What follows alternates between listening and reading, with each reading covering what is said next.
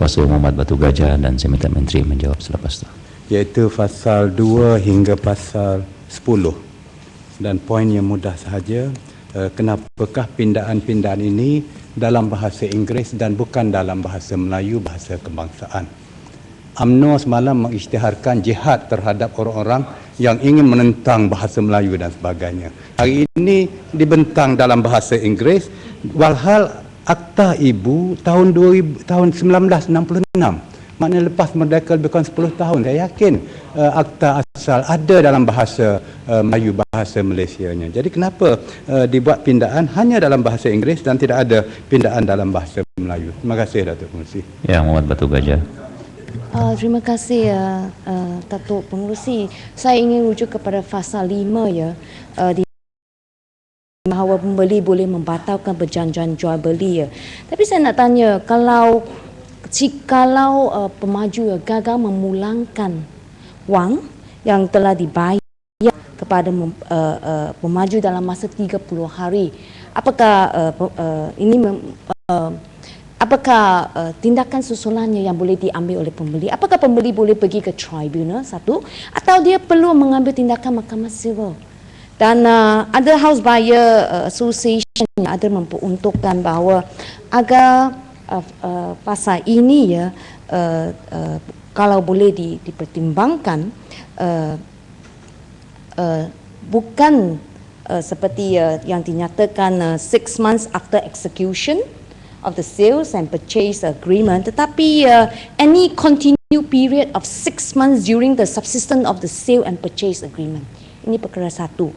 Perkara dua, mengapakah di sini memperuntukkan bahawa pemaju perlu memulangkan wang, mengembalikan wang kepada pembeli tanpa faedah, dan juga apa yang dibangkitkan oleh Yang Berhormat Kota Melaka sebelum ini. Kalau apabila saya nampak pemaju ya, contohnya telah berhenti kerjanya berturut-turut 6 bulan, apabila pergi membuat aduan, dia pun mula buat sedikit kerja.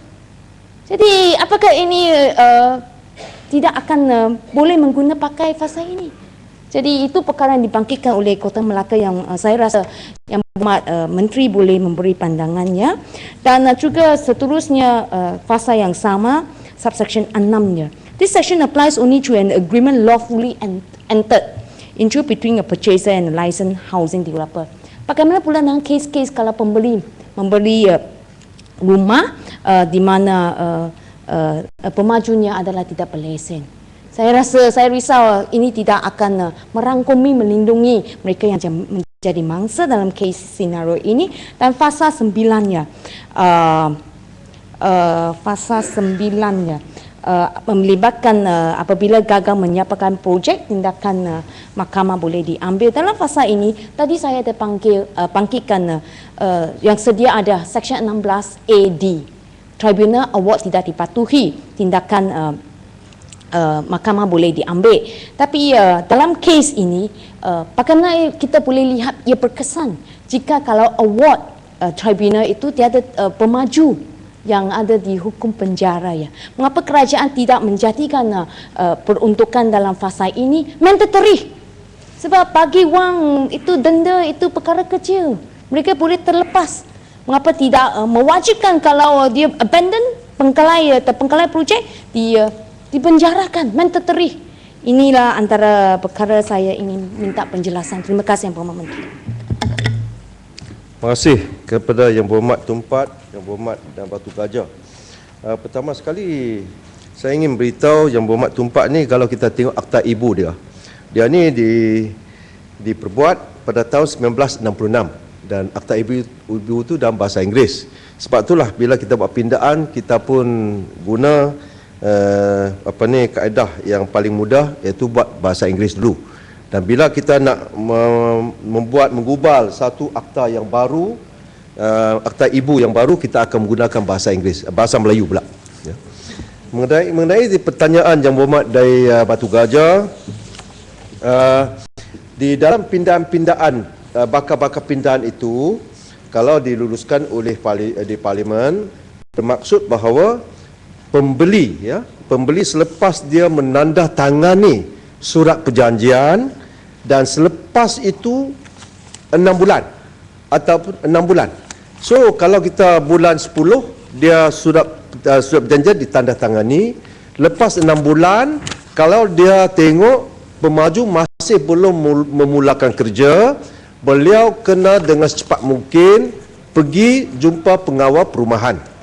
Dan selepas itu bila pengawal perumahan dah puas hati, okey, dia boleh membatalkan surat perjanjian.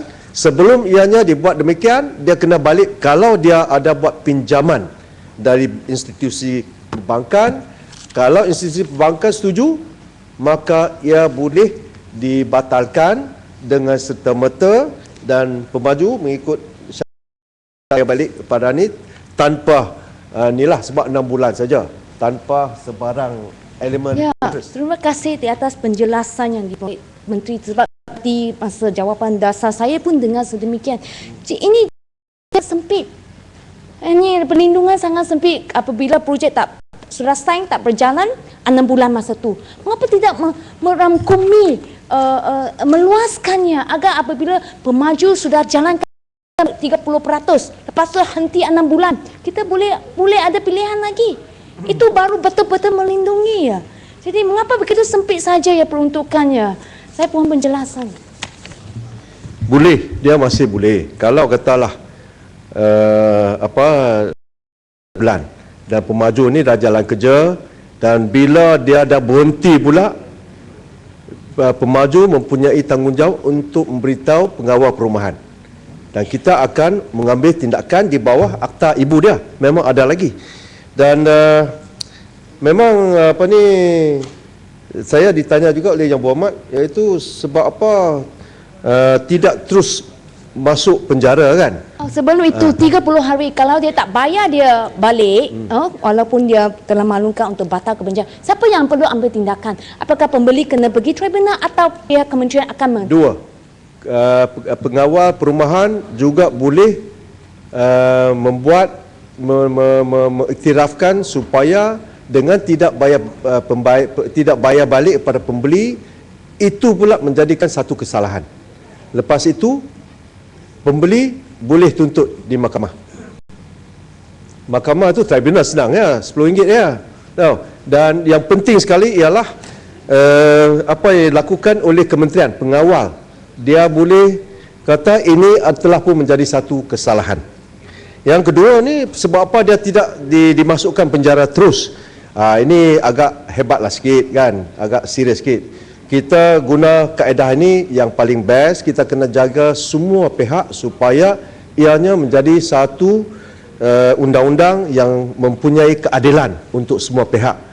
Sekian. Maaf ya, penjajahan jual beli dengan pemaju yang tidak berlesen, mengapa ini boleh dikeluarkan dari fasa ini? Sama ada berlesen atau tidak, akta selepas pindahan ini dipakai, dia diguna pakai juga. So puas hatilah.